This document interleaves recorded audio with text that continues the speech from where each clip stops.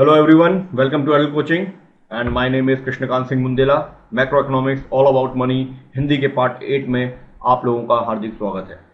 इस पार्ट में हम Friedman quantity theory of money and prices को क्रिटिसाइज करने वाले हैं और एक विशेष नोट कि ये पूरी एक्सप्लेनेशन एपिसोडिक है, इसलिए फर्स्ट पार्ट से अगर आप देखेंगे तो आपको अच्छा फायदा होगा।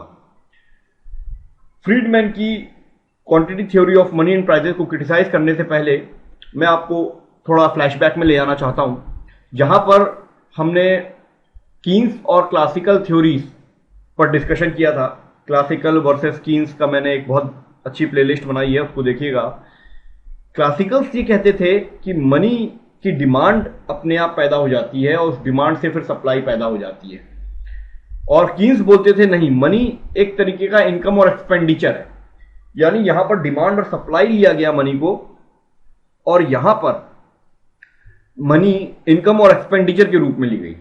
क्योंकि कीन्स बोलते थे इनकम जब होती है, जितनी तेजी से इनकम होती है उस हिसाब से कंज्यूम नहीं करते। प्रोपेंसिटी टू कंज्यूम का कंसेप्ट लेकर आए थे, वो टेंडेंसी जो होती है कंजम्पशन की। लेकिन फ्रीडमैन ने इसको बिल्कुल पलट दिया। उनने कहा नहीं, कंज्यूम कम नहीं करते बल्कि कंज्यूम ज्यादा करने के लिए ही डिमांड करते हैं पैसा। यानी उनने सीधा सीधा वार कर दिया कीन्स पर कि डिमांड होती है पैसे की केवल कंजम्पशन सर्विसेज के लिए। कहने का मतलब यह है कि demand of money is a function of total wealth, और टोटल वेल्थ में उन्होंने पूरे एसेट्स को ले लिया और उस एसेट्स से जो कमाई होती है इनकम, और ये इनकम दो प्रकार से हो सकती है, ह्यूमन फॉर्म में, नॉन ह्यूमन फॉर्म में। और जॉनसन एक इकोनॉमिस्ट हुए हैं, इन्होंने बताया है कि फ्रीडमैन ने एक बहुत अच्छा नाम दिया है मनी के लिए, and that is asset. Role of money as an asset, ना डिमांड सप्लाई ना income expenditure, money is for asset. यानी मनी से हम एसेट बनाएंगे। ये कहते हैं जॉनसन की कीन्स की जनरल थ्योरी के बाद एक पुख्ता और एक बहुत अच्छी थ्योरी अगर किसी ने दी है तो वो फ्रीडमैन ने दी है। और अच्छी बात यह है कि फ्रीडमैन 2006 तक जीवित रहे, उसके बाद गए हैं। तो जितने भी क्रिटिसिज्म इनके खिलाफ हुए हैं उसका इन्होंने जवाब भी दिया है अपने जीवन काल में। मगर कोई भी व्यक्ति उन्नति करे, अच्छा चीज लाए, उसका क्रिटिसाइज तो लोग करते ही करते हैं। और जो जितना ज्यादा बुद्धिमान होता है वो दूसरे बुद्धिमान की बात को काटने की कोशिश करता है और नई नई थ्योरीज लाता है। इसमें कोई बुरी बात नहीं है। आप भी चाहें अच्छे इकोनॉमिस्ट बने और आप भी इसमें कुछ क्रिटिसिज्म ला सकते हैं। तो फ्रीडमैन की भी कुछ खामियां थी जो लोगों ने चुन चुन के निकाली हैं, हम उनको देखते हैं। पहली कमी थी ignores the effect of interest rates variation. देखिए क्या होता है, ये जो बैंक्स होते हैं जिसमें हम पैसा डिपॉजिट करते हैं वो दो तरीके से करते हैं। एक होती है डिमांड डिपॉजिट्स और एक होती है टाइम डिपॉजिट्स। डिमांड डिपॉजिट्स जब हम उसमें सेविंग अकाउंट में डालते हैं, जैसे हम आम लोग डालते हैं, और जो बिजनेसमैन लोग होते हैं जिनको रोज उसमें से ट्रांजैक्शन करना है वो एक करंट अकाउंट बनाते हैं। दोनों ही एक तरीके से डिमांड डिपॉजिट्स हैं। इसमें ज्यादा इंटरेस्ट नहीं मिलता हमें, साल में कुछ मिल गया 100 रुपए, 200 रुपए, 300 रुपए आपके पैसे के अनुपात में, तो बड़ी बात है, ज्यादा रेशियो नहीं मिलता। ये होती है डिमांड डिपॉजिट्स। और एक होती है टाइम डिपॉजिट्स, इन्हीं बैंक से बनती हैं जो किसी पर्टिकुलर टाइम में रहती हैं और उसमें इंटरेस्ट भी मिलता है हमें 6%, 7%। फिक्स्ड डिपॉजिट्स आपने सुना होगा। तो जब हम एफडी लेते हैं तो इसमें हमको ब्याज मिलता है, 7% आजकल चल रहा है, लेकिन ये पहले 8 और 9 और 10 भी था। सीनियर सिटीजन के लिए आज भी 7.5 है। तो ये रेट ऑफ इंटरेस्ट के लिए लोग टाइम डिपॉजिट्स कराते हैं। फ्रीडमैन ने इस इंटरेस्ट को पूरी तरीके से इग्नोर मार दिया।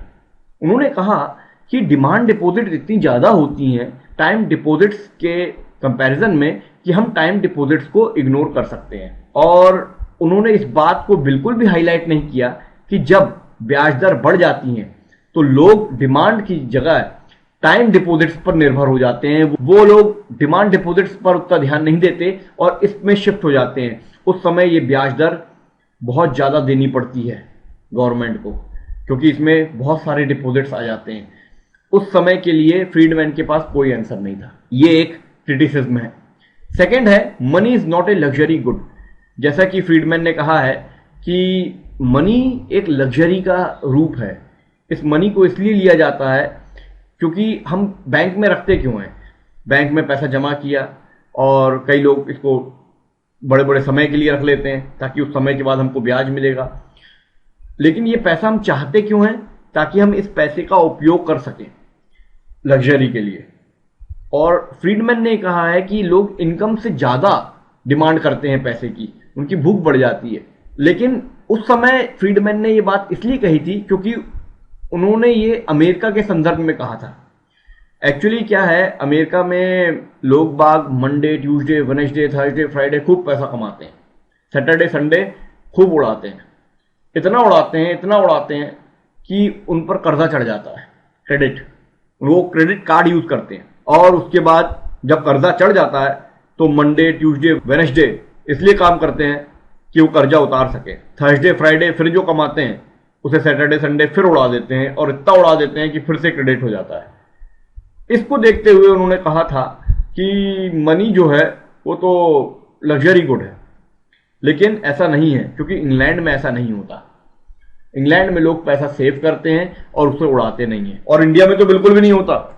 इंडिया में गरीबी इतनी है कि लोग लग्जरी के बारे में सोच ही नहीं सकते, 2 वक्त की रोटी बहुत बड़ी बात होती है। इसका मतलब ये थ्योरी कहीं ना कहीं एक्सपीरियंस के बल पर मात खा रही है। एक क्रिटिसिज्म इसका ये भी है कि इन्होंने वेल्थ वेरिएबल्स को बहुत इंपॉर्टेंस दी है। देखिए, टोटल वेल्थ में इन्होंने कहा कि बहुत सारे एसेट्स होते हैं और उन एसेट से बनती है इनकम।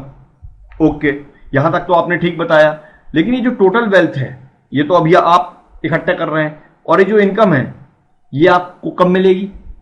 यानी टोटल वेल्थ तो अभी मिल गई आपको, ये आपकी प्रेजेंट इनकम कहलाएगी, मगर इनकम कब होने वाली है उस वेल्थ से? अभी तो आप उस वेल्थ को ले रहे हैं, उससे एसेट बनाएंगे, फिर उससे कुछ काम करेंगे, फिर वो इनकम होगी। वो इनकम 2 महीने बाद हो सकती है, 4 महीने बाद हो सकती है, 8 महीने बाद, 1 साल बाद, 4 साल बाद, 5 साल बाद भी हो सकती है।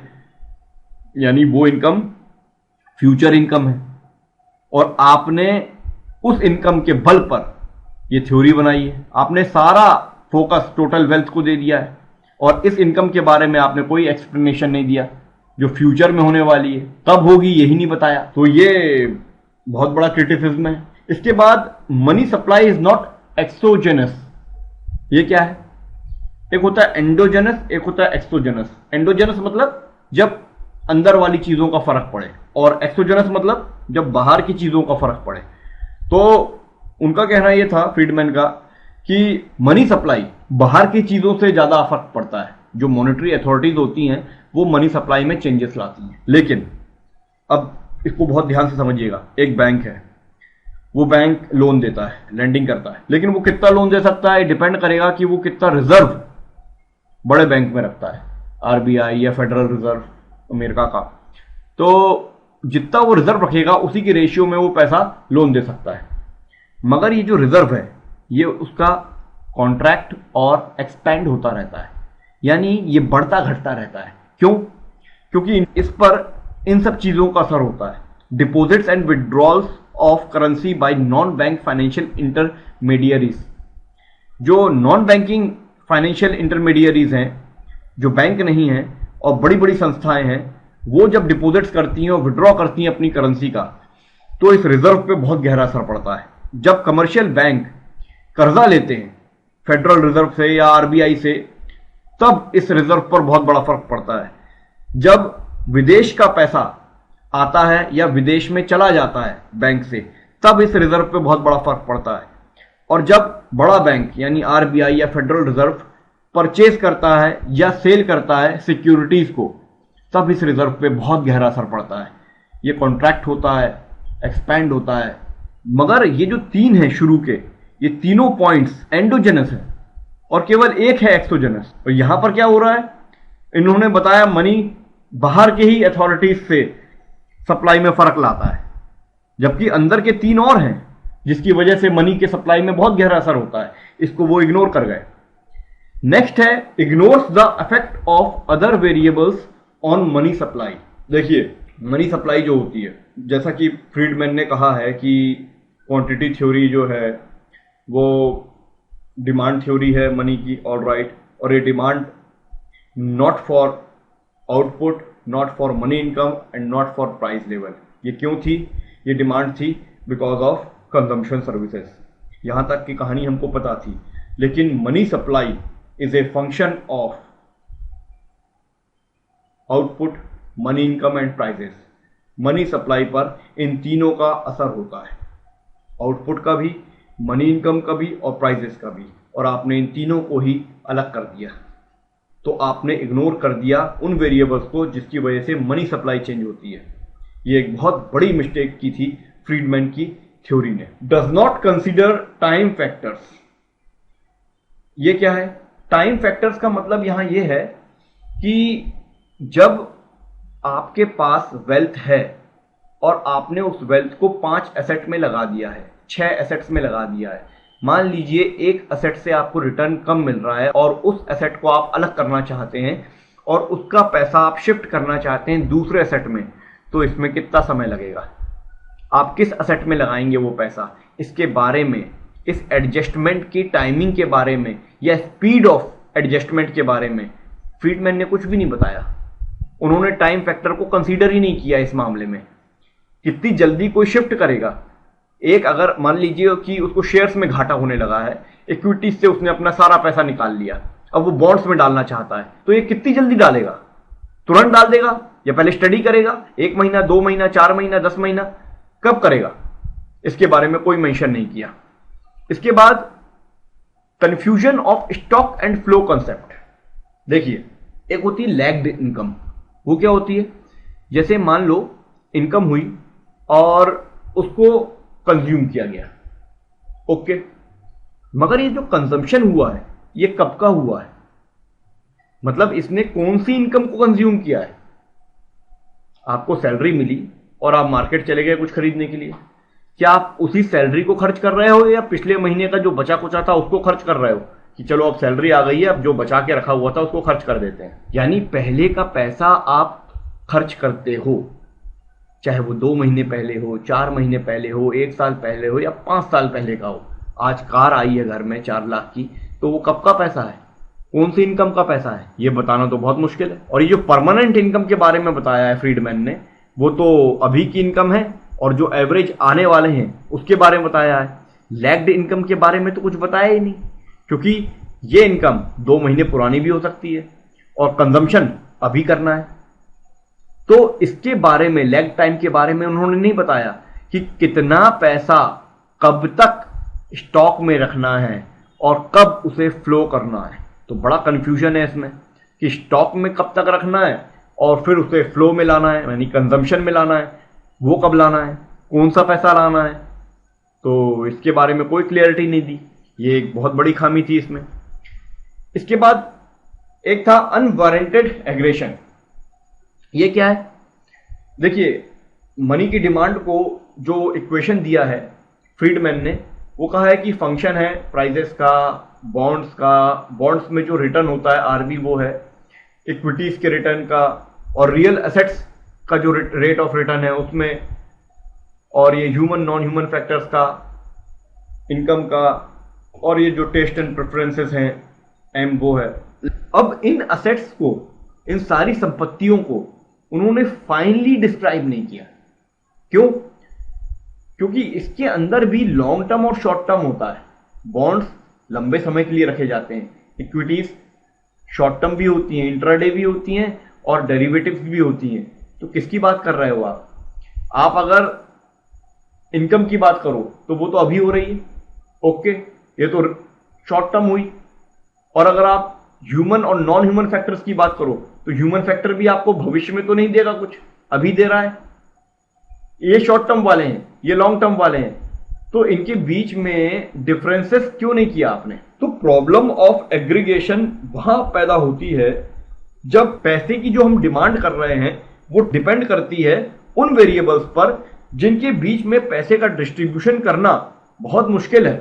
क्योंकि कोई चीज लॉन्ग टर्म के लिए है, कोई चीज शॉर्ट टर्म के लिए है, तो आप किसमें कितना करोगे? आपने इसको फाइनली डिस्क्राइब नहीं किया है कि कौन से एसेट को कितनी प्राथमिकता देनी है। तो ये भी इसमें एक बहुत बड़ी खामी थी। ऐसी और भी बहुत सारी खामियां आपको मिलेंगी। अगर आपको कुछ समझ में ना आए तो आप कमेंट कर दीजिएगा, लेकिन ये सारी खामियां हम भी निकाल सकते हैं। और अगर आप कभी इकोनॉमिस्ट बने तो आप भी इसमें एक आध बाल की खाल निकालिएगा, कोशिश कीजिएगा, और इसी तरीके से व्यक्ति आगे बढ़ता है तो ये इसका लास्ट वीडियो था, तो थैंक यू फॉर नाउ।